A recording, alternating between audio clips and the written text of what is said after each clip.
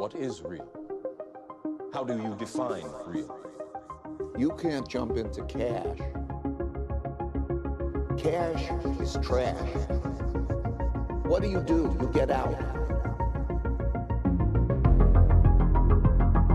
Mir Liponi has always been a tech enthusiast since she was a little girl. Mir came across Bitcoin in 2012 while at university, studying communication and linguistics combined with a double major in musicology. Mir innately understood Bitcoin's disruptive potential and became an active supporter. She went on to co-found the BHB Network initiative to connect Bitcoin experts with financial incumbents, and she organizes the largest monthly Bitcoin meetups in Europe via the Bitcoin Milan meetup group. Mir has also been teaching vocal technique and public speaking for over 10 years. She was the CEO of Satoshi Design, a partner company of Bitcoin Valley, and is still a partner on Bitcoin-only projects. She has contributed to many important Bitcoin projects through the BHB Network and has given talks at Baltic Honey Badger, Understanding Bitcoin, and Unconfiscatable. In July 2020, she started a project on Instagram about multi-potentiality and polymathy, with the specific goal to increase awareness around the topic. Mir is the cypherpunk godmother of Italy's Bitcoin community. Welcome to the Bitcoin Matrix podcast. How are you? Fine. I'm laughing. I love that definition. It's so it's so powerful. I'm not a cypherpunk at all, but I could be a godmother. Yes, definitely Italian. Well, I think you're definitely connected in the Bitcoin Europe scene, just in terms of your involvement with the BHB network, the projects you've been on. But I would love to really hear about the history of that organization and network and your experience with it. Well, you have to imagine that during those years, we basically know each other. So I came across all the cypherpunks, and it was an historical moment for me because we organized along with Giacomo Zucco, my husband, a lot of things at BHB Network. Before it was called Blockchain Lab, but BHB Network, it was the second name. But basically, we have this lab in Milan where we tried to cover and this asymmetry between incumbents, banks, and clients who want to know about Bitcoin, but information wasn't good at all, with the real people who were really working on the protocol and on the apps. And we were trying to, in some way, to cover this gap, but also trying to give money to devs and Bitcoin. So our main goal was to really finance all the projects we loved. So basically, it was amazing because we invited people to come with us and to work with us in a very open source and transparent and very spontaneous way. And I love to say always that the most important conversation and project happened just in front of pizza, limoncello, and Italian food, because you can stay at the office all the time, but the most important aha moments and the most important innovation happened during this free time that we had together, because the magic was meeting together in a place. And it's something that I'm really thinking about nowadays, because now it's impossible. Something like that couldn't be possible anymore. And there's something incredible when you put so many brains, so many ideas all together in the same place, talking and discussing, sometimes arguing with each other, and trying to do the best for Bitcoin. It's something that are not easy replicable with technology, just like we are living in this moment. Technology is great, we know about that, but I don't know, there is something more when you meet this is the reason why I missing the conferences, Bitcoin conferences so much, because there was something more happening all the time, and I'm looking forward to start again going there. So you have to think that Blockchain Lab was in Milan, but funny thing is that Milan is the second city of Italy, and not such an important place in Europe, but something curious happened, that Giacomo and Lorenz Nahum, Riccardo Casata, and other people from north of Italy, from the Bitcoin Valley, were in Milan. So basically there were also Gabriele Domenichini, who is an important Bitcoin investor. We all been in Italy all together around Milan. So it was a great concentration of Bitcoin focused people. So it was kind of natural to start something there. And after some time, people from all over the world came there, especially devs, but also people, business people. And so I have to say with a lot of pride that I have seen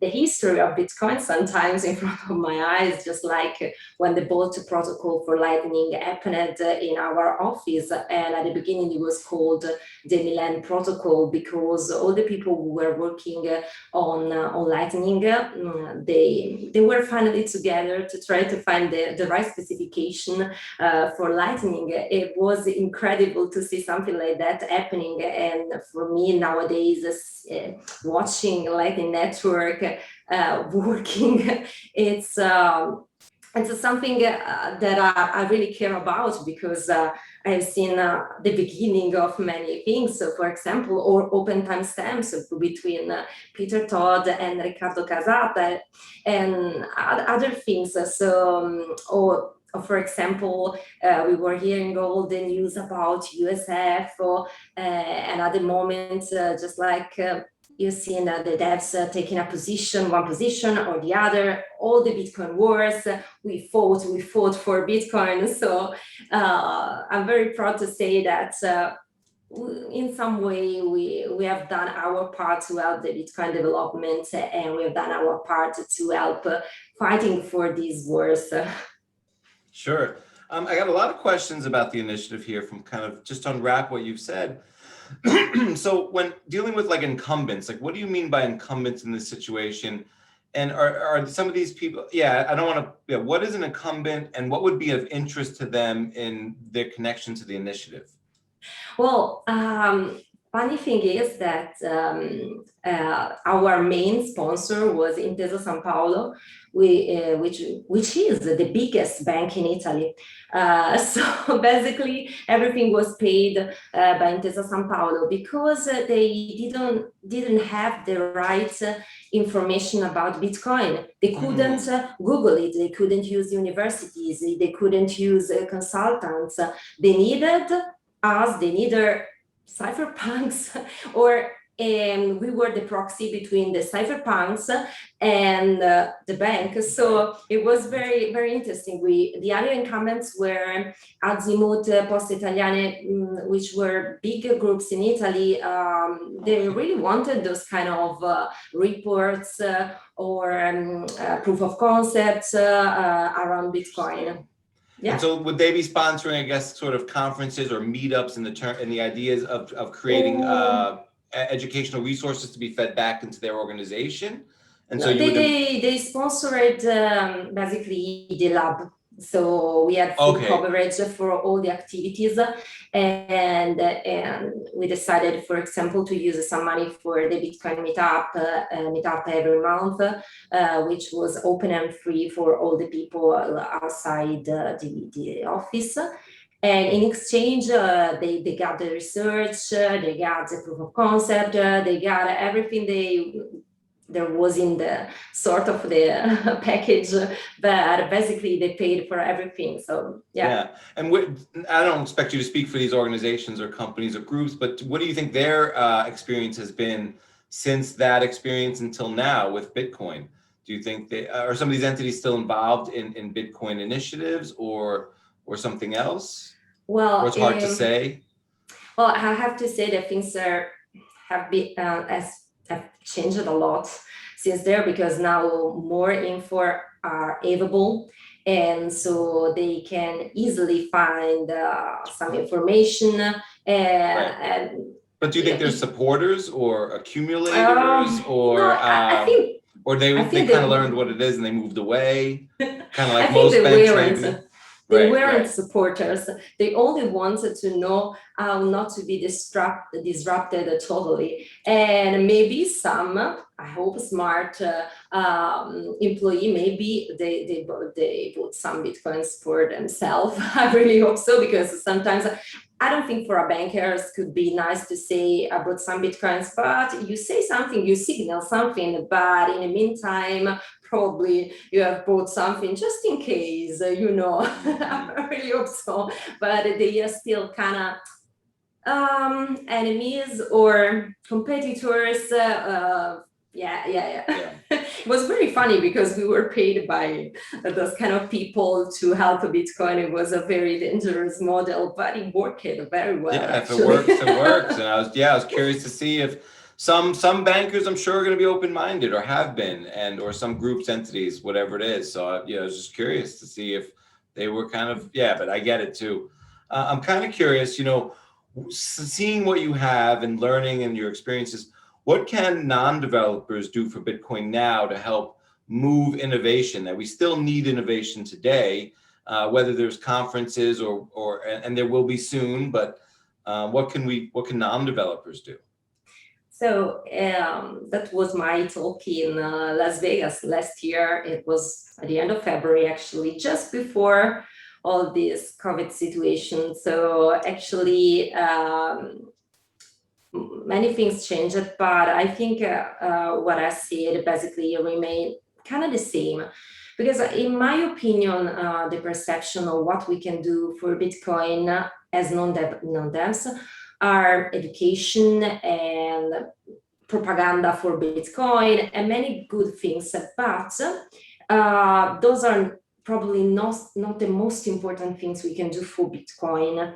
Nowadays, there are many people, even more every day, trying to produce great education and great projects, and there are collection of resources. Mm-hmm. And I was saying before, there wasn't always the case because when I started, it was only probably something on Reddit, something on Twitter and IRC. So now it's totally different. There are books, there are podcasts everywhere. So of course, it's something I really believe and I'm very enthusiastic about, but there are other things we can do for Bitcoin. And for example, I think one of the most important things we can do for Bitcoin is being users and testers of products and app and give feedbacks all the time, because there are so many things we can improve for Bitcoin in that part, and not many people are doing that. So really using, for example, something that is still very behind for Bitcoin are the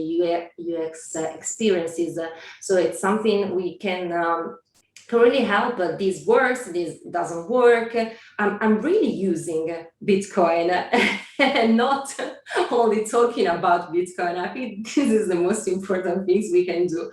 And if we have time or money, there are many other things we can do. If we have time, probably we can start learning coding, and we maybe become a coder, not protocol level, but we can help for apps or things like that. So another way of testing the products and generating ideas and give feedbacks. And if you're rich, probably you can sponsor Bitcoin. It's even better. Sponsor the people who are working for Bitcoin. And yes, I think those could be the most important things. And I'm saying that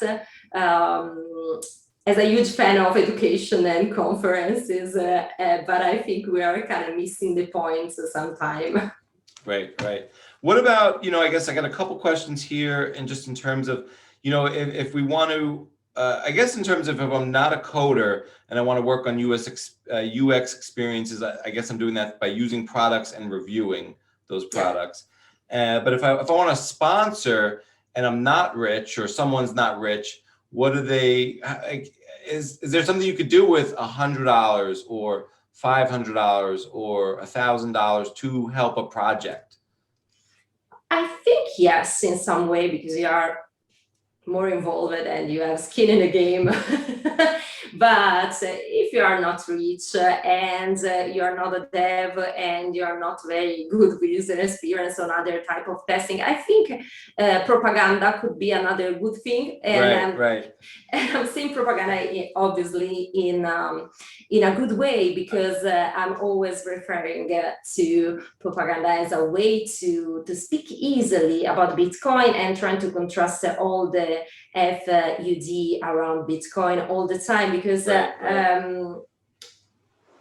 do that all the time. Of course, I can articulate better tweets, for example, but I think the most effective ones are the ones that can circulate, they can show people stuff, they can always cheer for Bitcoin, because we are growing as a community, as Bitcoiners. There are Bitcoiners everywhere, but we are still a minority, and there are so many misconceptions around Bitcoin. So I'm very proud to say that I'm just a normal person, not a Karen, but a normal person. But and many times people tell me, "Oh, you like Bitcoin? You seem just like a normal person." Yes, Bitcoin is for a normal person, you know, and that could be a good contribution, so that Bitcoin could be for everyone, basically, because it's not important. It's not for hacker, it's not for criminals, it's not for that, because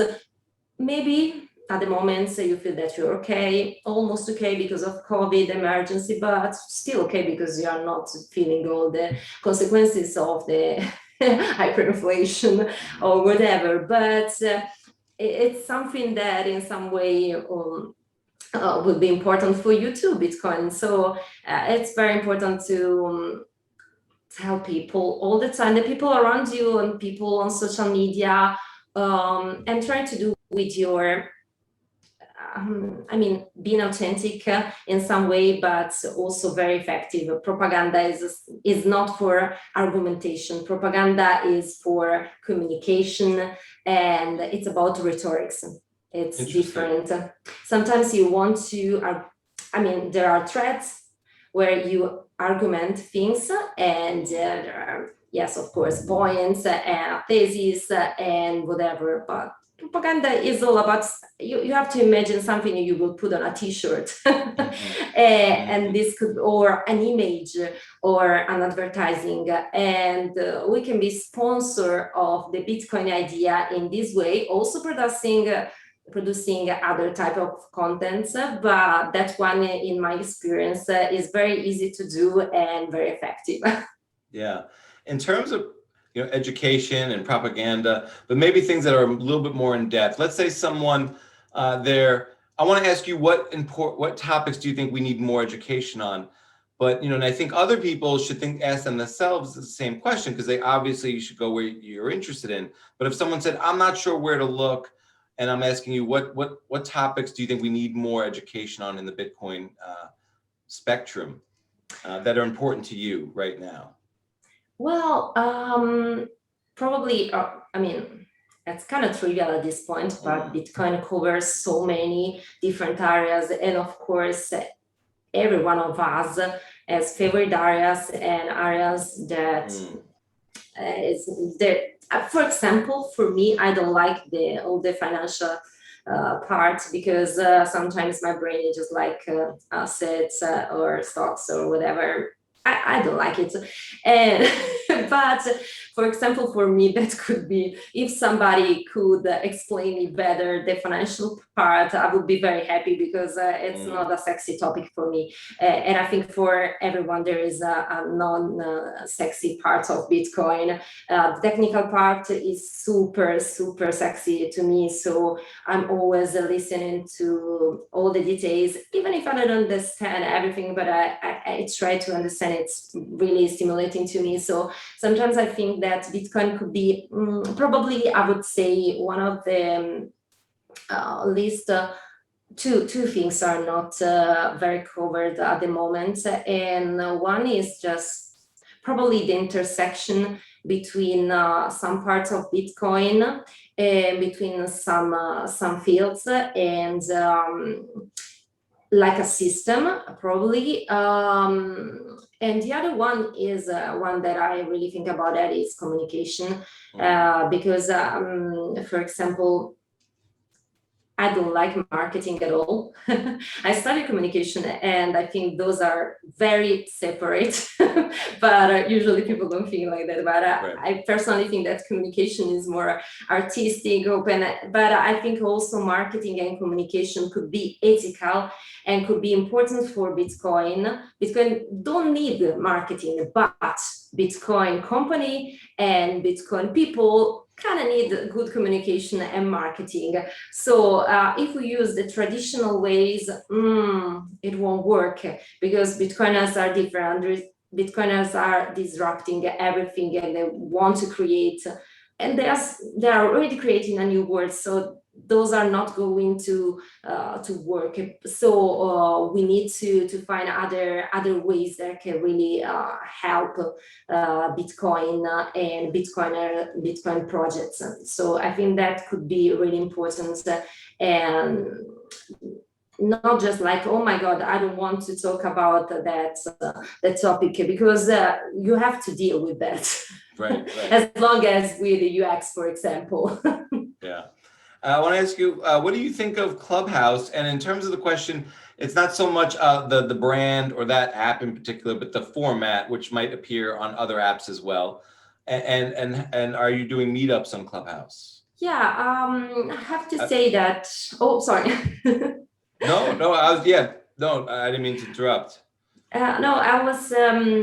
I'm thinking a lot about Clubhouse and why it's working, and I think this is because it's trying to mimic the conference experience, which is kind of structured.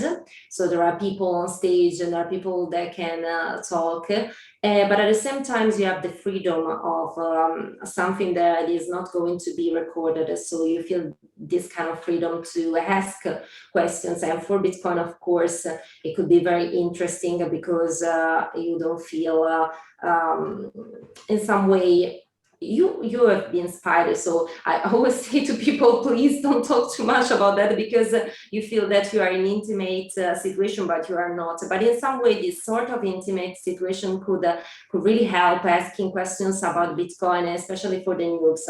So this is why I started every Saturday a room in Italiano about Bitcoin Q&A, domande e risposte, because I really wanted people to get involved and not be scared asking questions. Actually, it's kind of turning technical. I don't know why, because I was thinking something more for the noobs, but it's super technical. But it's okay, because I'm the one still learning a lot. That's my real reason, is to be updated with everything, because there are more technical people. There are a guy who is a lawyer, so he's super updated with everything. Because I have to say, at the beginning, when I started with Bitcoin, everything was more global, of course. But right now, I'm moving more on Italian stuff, because, for example, for all the part of the laws, we need someone that really know the Italian situation, which is very important. And so I think it's right now I'm more local focused, but because there are so many other people that are helping Bitcoin globally, that I think it's better if I can help the people around me in Italy. And also because my English is not the best. Sometimes I love to speak in Italian, because I have learned English for Bitcoin, so I'm only speaking English since some years, and I love to speak in my mother tongue sometimes. It's Right. beautiful. I think that I enjoy accents of all different kinds. And what's I think interesting is, though, that you also did translating books into Italian, which I'm sure was tremendously time consuming. But even now, I'm sure that I'm sure more things are translated. But that, what was that experience like? And I'm sure there's still more need for it now, even if you don't personally have the time to do it.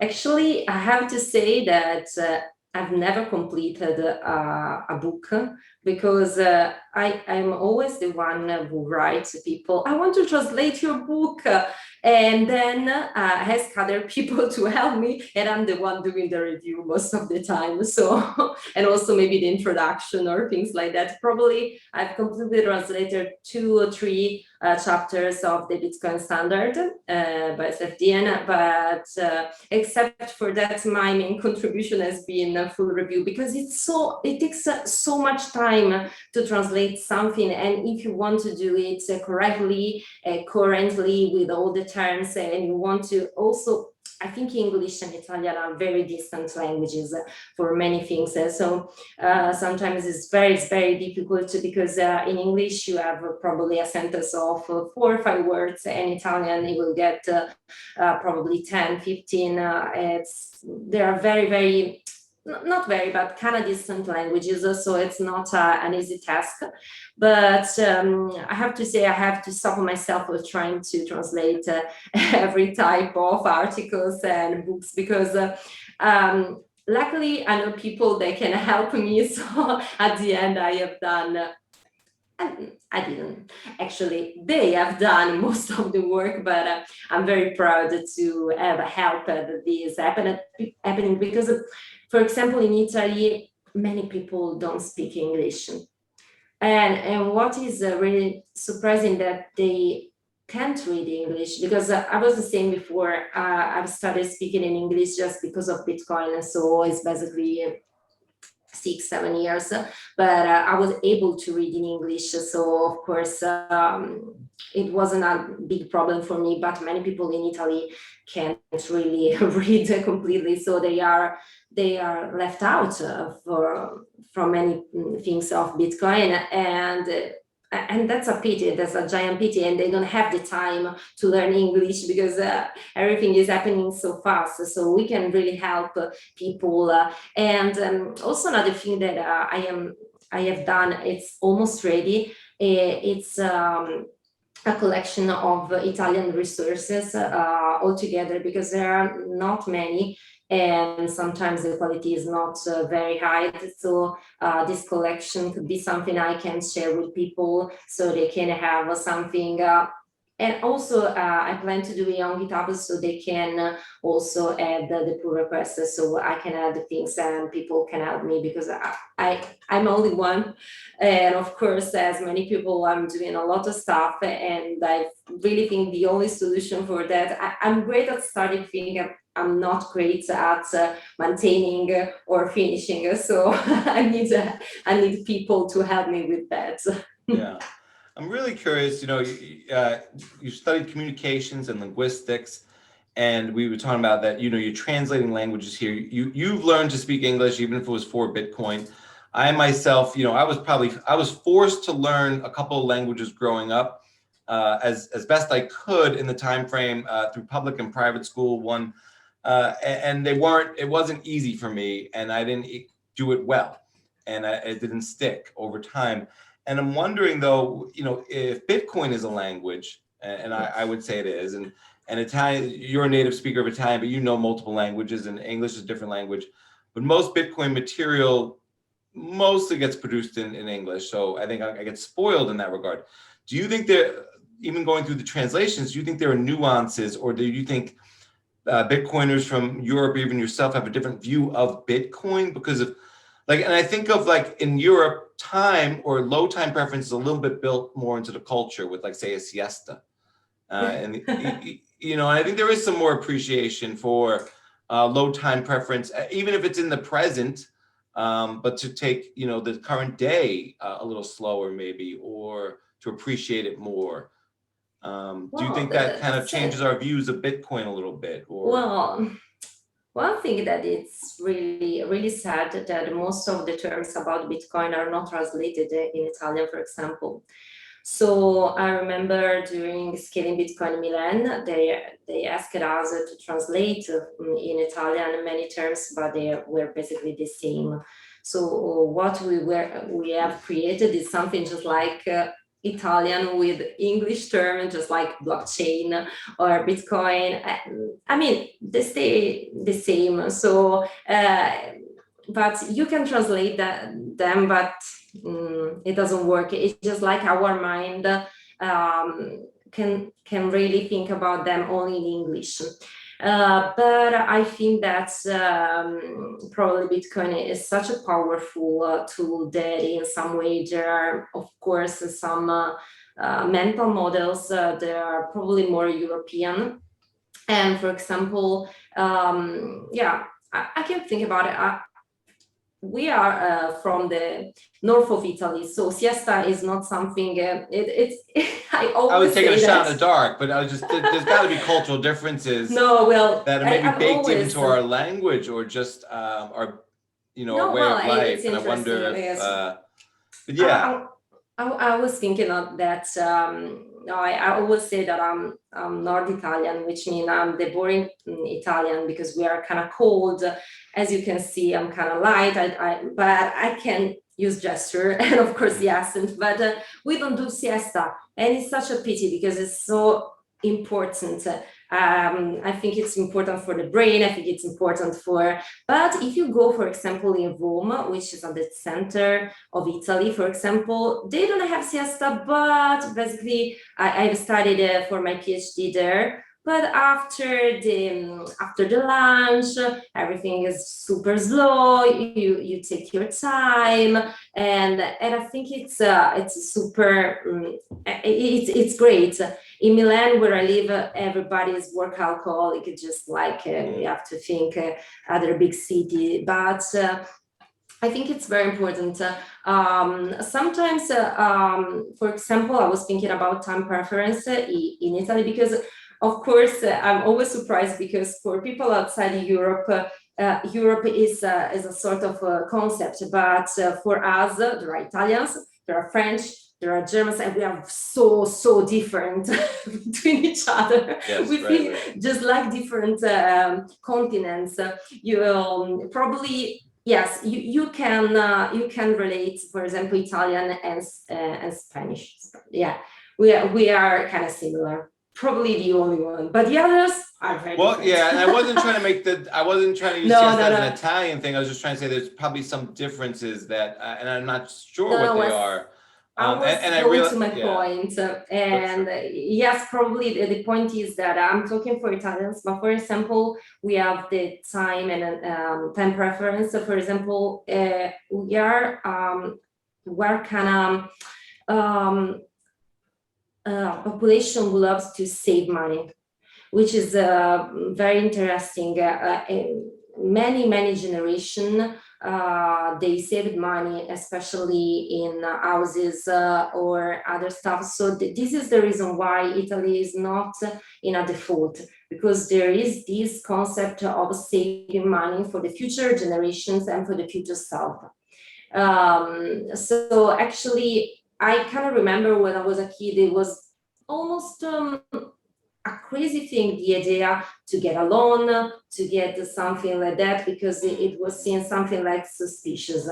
And at the same time, we are very high preference when we want to enjoy the little things and stuff of life, just like food or hanging out with people. So I have to say we are kind of balanced in that. I really love this. I'm very critical of my country for many things, but for example, the older generations were super great at saving things, and that's very important for us. Unfortunately, it's not like that anymore. So right now, for millennials and people like me, we are probably the first generation.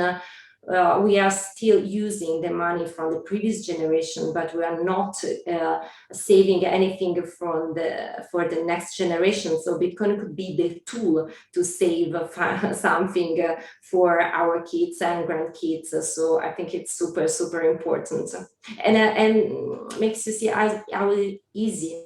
A super important concept like that of low time preference is slowly, not so slowly. Actually, it's not a concept anymore in Italy, but it used to be. Yeah. As I guess speaking of the first generation Italy who's not saving for the future, and I'm not asking about you, but I'm asking about when you are interacting with your community, do you sense a change because of that? Oh, you mean Like when you go to the shops and when you go and mhm. more, and I'm talking even 2-3 years ago, maybe not today with what's going on, but did you start sensing a change in your Yeah. interactions in the community because of maybe that notion, whether people knew it or not, knew it themselves? Yeah, no, yeah, it's I think it's kind of obvious. People are just I mean, it's completely different, probably because I also have the perspective of older generation because my parents have had me kind of late. So, but I have to say that people are spending money because, of course, they are super good at Keynesianism. I cannot say it properly. Right. They are, yeah, and spending is a good thing. Of course, spending all the time because and I don't have money, so I'm going to spend what I got. So basically my generation don't have anything on the bank account, which couldn't be a bad stuff because for example in Italy happened at least twice during the last years that at some point they kind of withdraw money from bank accounts just like that from one day to another because of course the state need money and your bank accounts are their bank accounts, so it kind of happened in Italy. Not a big amount because of course you don't want people to fight over and to rebel, but yeah, you have to think that sometimes if you don't owe anything, it's even better, and that's why people are in some way saving money in Italy. I have to say it's kind of a strong statement, but I think all the people are they are saving money because they are in some way protecting money in other way, just like cash, for example, or just like doing black market jobs were not so shady at all, but right. but they are protecting and saving in this kind of way. But now we have Bitcoin, so that could be way better. Yeah. You wrote an astounding piece that I really affected me and I was touched by, which was Bitcoin and motherhood. And what were you trying to get across with that piece? I don't want to speak for you, but I really did enjoy it. But what were you trying to get across there? Well, I wrote that after probably 1 year since I became a mother, and for me, motherhood has been kind of surprising and a strong experience. I think it's kind of for every parent, but for me, everything was kind of interconnected with Bitcoin because I traveled a lot with my bump and the baby, and I was thinking that my legacy in some way could be very different from the legacy of other moms because baby BTC.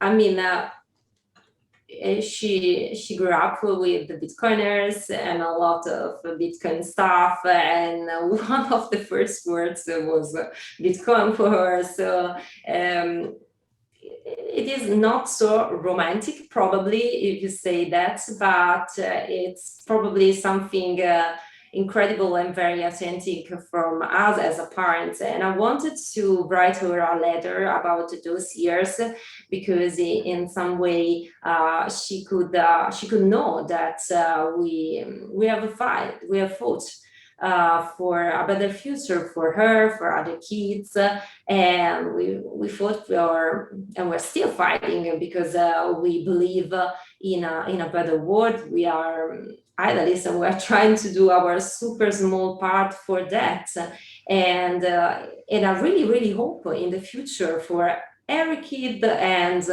everything will seem super trivial. Bitcoin will be something just Bitcoin, nothing so special about, just like that for the people, for internet, for the internet at the moment. For example, my nephew, internet is just something normal.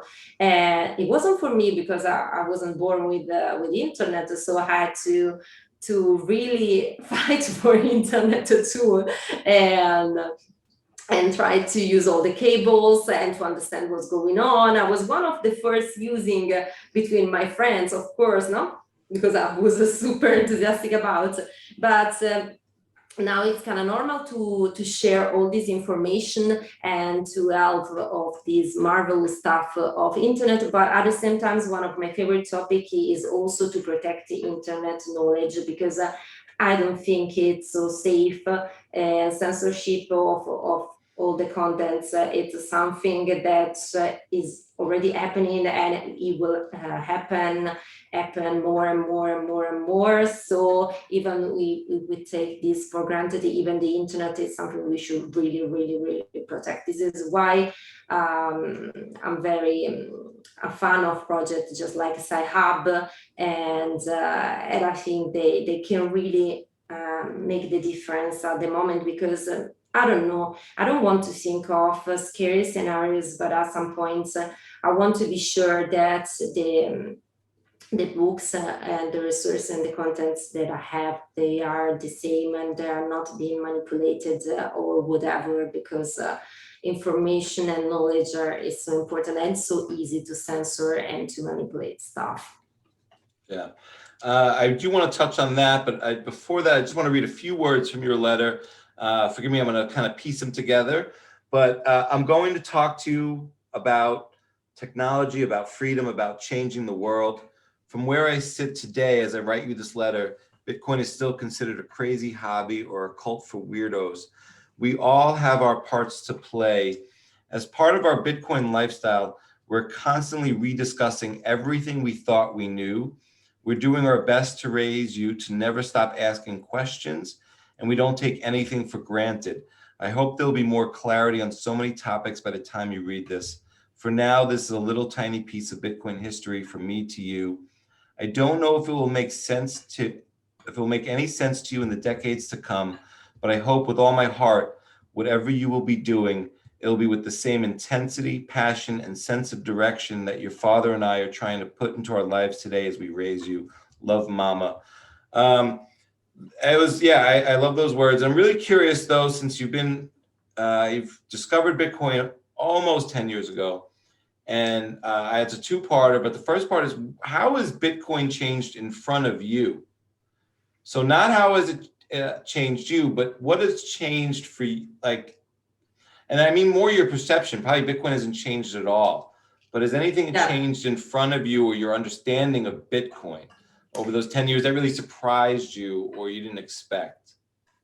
Now, I have to say that I think it could be kind of arrogant to say, but I kind of remember the first time Giacomo told me about Bitcoin, and it was super clear to me. It was super clear. It was just like, oh, this is huge. This is history in the making. This is something incredible. Stop everything you're doing with your life and focus on Bitcoin. At the moment, I thought that for our family, the best thing would have been just Giacomo working on that, because I was focused on other stuff and I just interested but not so involved, especially for my job. And it was, I mean, the potential of Bitcoin was super clear to me, kind of the beginning. But after that, of course, I started slowly to study and getting more involved. And of course, it was just like the learning curve at the beginning. I was like, oh, I understand nothing at all. It's tremendous. Then, oh, I get everything. And then once again, now I'm in the plateau where every day I learn something more, and I'm very happy because I can still learn so many things after all these years, which is surprising and amazing. And at the same time, sometimes I have to say that I was less enthusiastic probably than I am now, because of course, when you say theoretically that big investors are going to enter into Bitcoin, you say that you believe that, but when you start to see things just like Michael Saylor and Elon Musk really becoming Bitcoiner, just like the other day, Elon Musk tweeting "ODL," for me was just like, what is happening? For real? Is really using the word "ODL"? Because I kind of remember the post, the meme. It was just like a joke, just like between college friends. And now Elon Musk is using it. What is happening? And also at the same time, what is really changing is the perception from people all around us. And at the beginning, we were the super weirdos. Okay, I don't care. Come on, yeah, your weird stuff. Then, oh my God, I'm so worried for you. And now slowly people are just like, oh my God, maybe why didn't tell me anything about Bitcoin? But I was talking about Bitcoin all the time. Right. And it's really interesting because they are, I don't know, they are changing, but not as I was thinking. It's crazy to see the people around you changing with Bitcoin. Yeah. But for example, for myself, of course, it's super easy to say I've changed so much because of Bitcoin. I'm completely a different person, and I'm very happy about it because it changed the way my critical thinking, the way in which I filter and understand and question things. So basically, it changed, everything in the end. Right. Well, that was the second question. So, I do want to touch quickly on, it's interesting how you mentioned that we can't take things for granted. And specifically, you mentioned the internet and information. And I'm just curious a little bit more about your thoughts there. Because I agree with you, but I just don't know how to frame it up or to think it through. Especially more even some of the negative scenarios. But how do you see any of this playing out? And do you see, because of Bitcoin, I'm eternally optimistic. So I just see, no matter how negative scenarios I have, I just see Bitcoin as winning, and then helping this other aspect of information also become free. But I just don't even know what that bridge or transition looks like, or how any scenarios look like.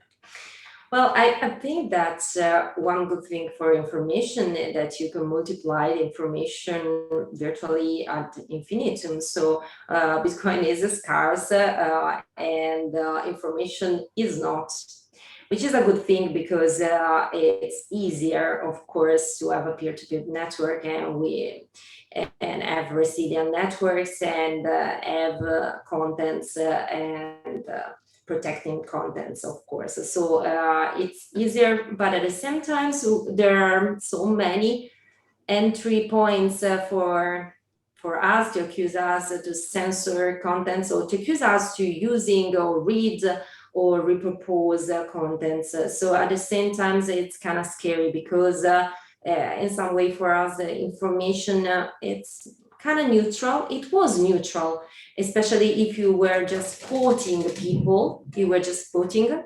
But in this moment, you are guilty if you are not taking position, if you are guilty if you are, for example, I'm kind of scared about that.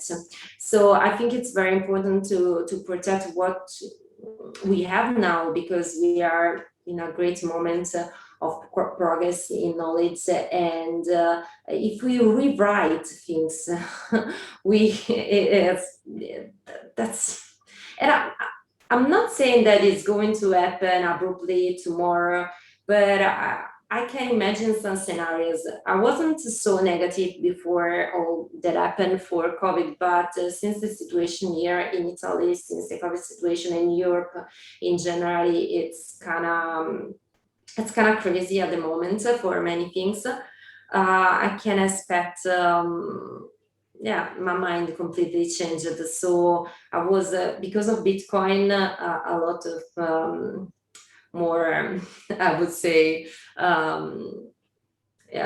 kind of paranoid about many things because of Bitcoin, but I'm another level at this point. So I cannot save all my contents if I can on separate hardware, not connected to the internet, just because, this is the point I personally reached. Understood. What is going on, I guess, right now in Italy?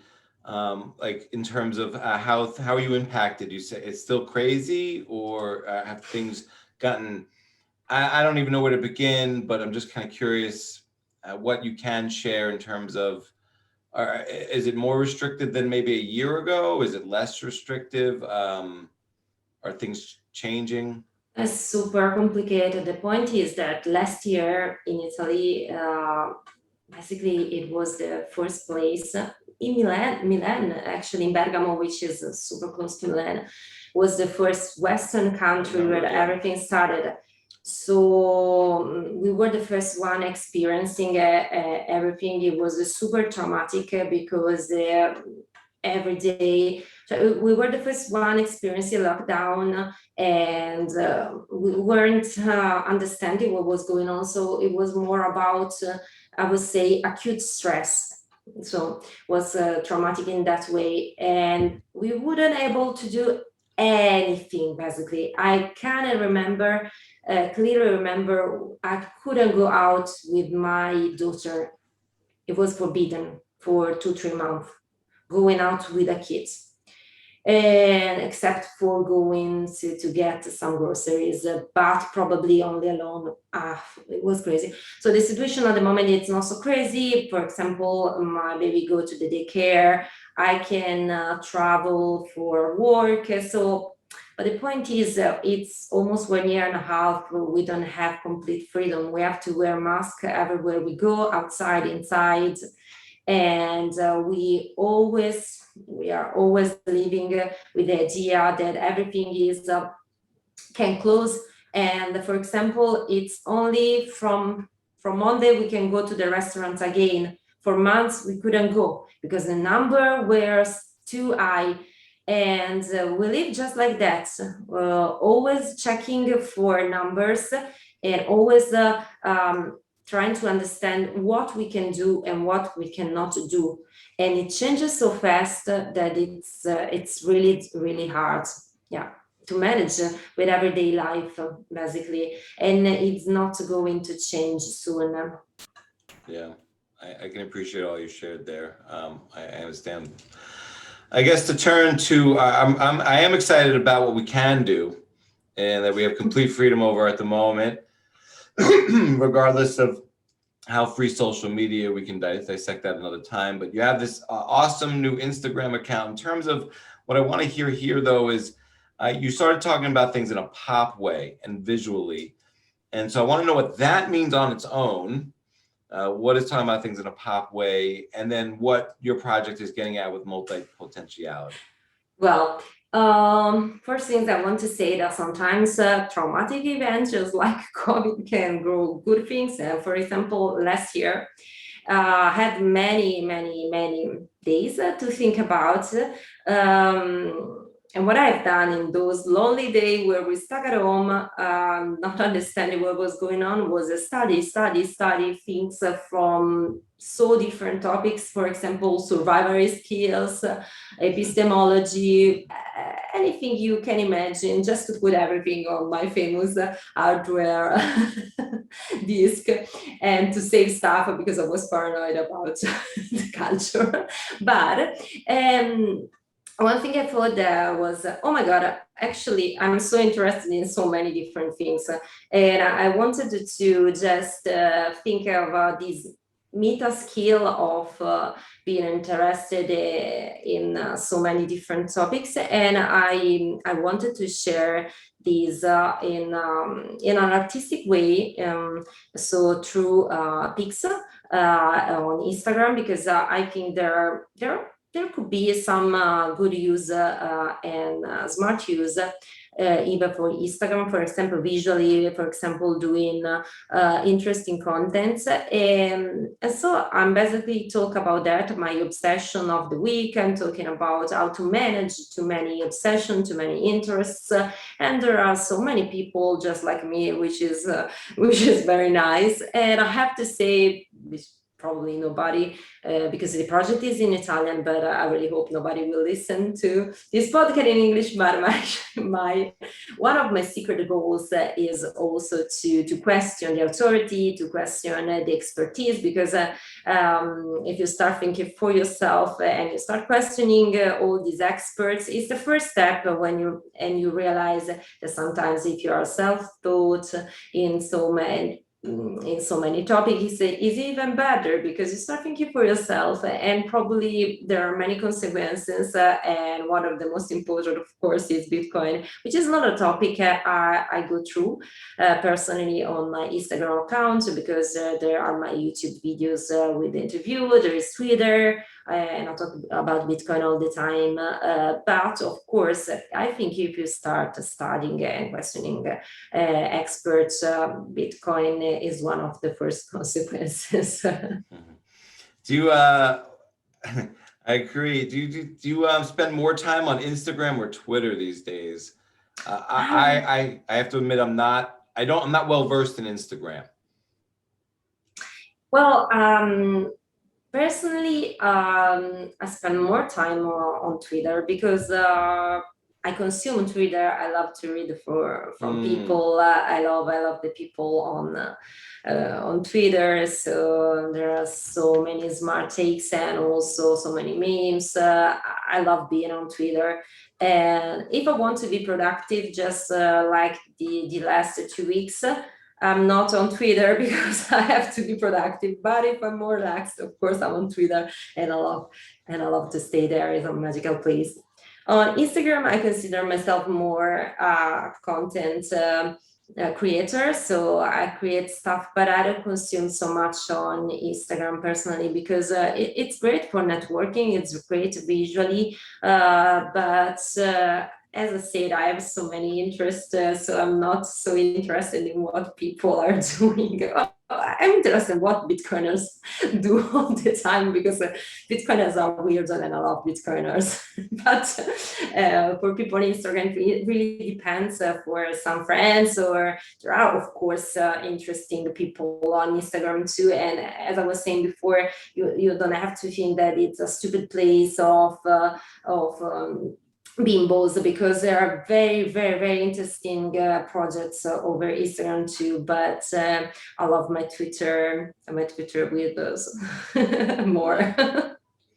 I believe Bitcoin is for the children and the grandchildren. I'm curious if you have any thoughts on what a perfect Bitcoin future would look like for our kids, because I think we all agree that we want a better future for our children.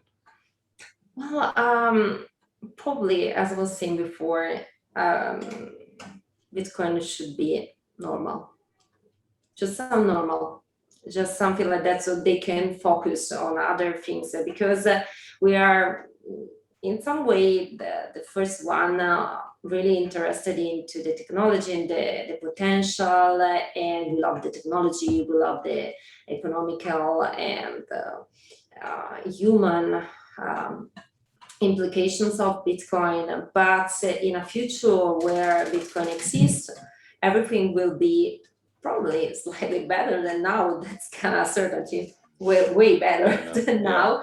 So they can choose to do whatever they want. They can be freer, and they can. And I really hope that, of course, they can think for themselves all the time. And yeah, I think that's really important, and they can live a better life, reinventing themselves all the time. Because I strongly think that the idea of one job, it's just like a fiat idea of doing only one thing a day, doing that in a sort of a cage all the time, working. With Bitcoin, we can have the freedom of a more human life structure, just like we want to do, and we want to create amazing and incredible projects for ourselves. So the other day I was thinking this is a sort of a new renaissance for people, probably, because at some point we won't think about really something like that. But of course, I'm very idealistic, but we won't think about how to get money, how to work so much every day, so we can focus on culture, we can focus on knowledge, we can focus on real progress for everyone. So Bitcoin Renaissance is something, I really hope for the future, and also with arts and everything that's beautiful in life. I agree. I can't tell you how much I've enjoyed this conversation and getting to know you. I've discovered your Twitter in the last like 6 to 8 months, and I really enjoyed your perspective. And then even, as I've gotten ready for this conversation, just going back into your articles and your talks, I like what you bring to the table. And so I can't tell you how much I've enjoyed it. Please, if there's anything that we didn't cover or any parting words you have, and let everyone know where they could find you. Well, they can find me on the internet, on Instagram. They can find me as, if they speak Italian, but also there are great images with Mir Serena, which is my second name, Serena. And of course on Twitter, just like Mir BTC. And also I have to say that if you want to go through my YouTube channels, it's full of vintage interviews with great Bitcoiners. And also you can follow my pregnancy, because in every video, my bump is bigger and bigger and bigger. Basically, the last one, I'm just giving birth during the interviews, which is super funny to see. But the point is that some of those interviews are great because they are still super valid. Nothing is changed in years. And others are just like, oh my God, those were kind of dreams or just ideas, and now are just realities. So I really loved those interviews. The last one actually is from the last year, and I was starting to do interviews again because the Bitcoin meetup was alive in January. We had set the end and was alive again, but of course because of COVID, we are just stuck on the virtual things. But who knows? Maybe in the future I want to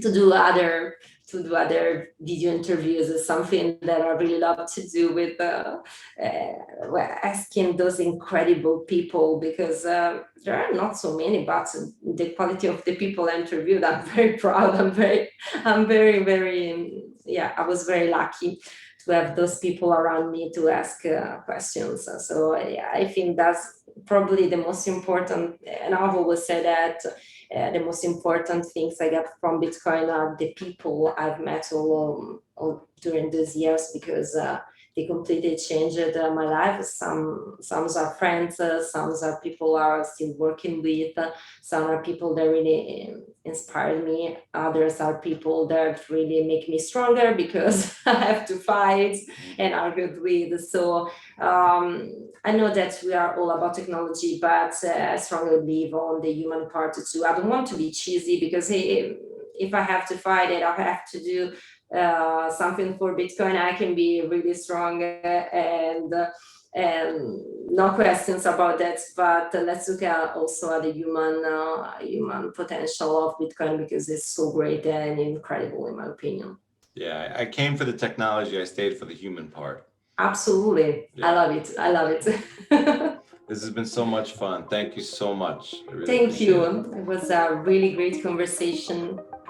Mir Liponi, the godmother of Italy's Bitcoin community, on motherhood, always doing the right thing for Bitcoin and thinking for yourself, right here on the Bitcoin Matrix podcast.